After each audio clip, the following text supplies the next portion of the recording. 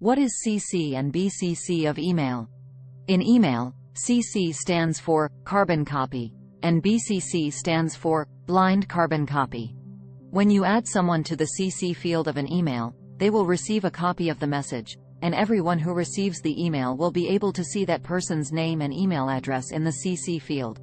This is typically used when you want to keep someone in the loop about the email, but they are not the primary recipient. When you add someone to the BCC field of an email, they will also receive a copy of the message, but their name and email address will not be visible to other recipients. This is useful when you want to send an email to multiple people, but you don't want them to know that you've sent the same email to others. BCC is also useful when you are sending an email to a large group of people and you want to protect their privacy by not sharing their email addresses with everyone on the list. Why use CC and BCC in email?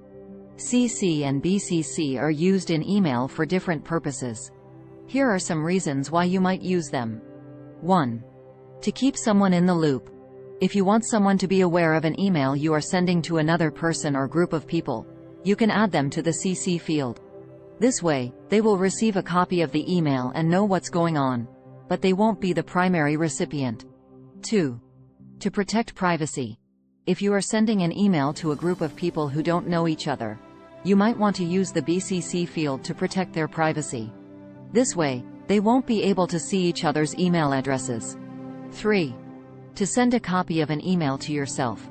If you want to keep a copy of an email you are sending, you can add your own email address to the CC or BCC field. 4. To send an email to multiple people.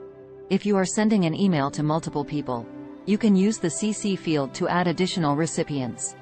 However, if you want to protect their privacy, you can use the BCC field instead.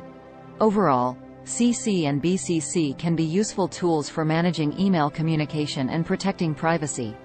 Thank you all of you. Subscribe the channel for more updates.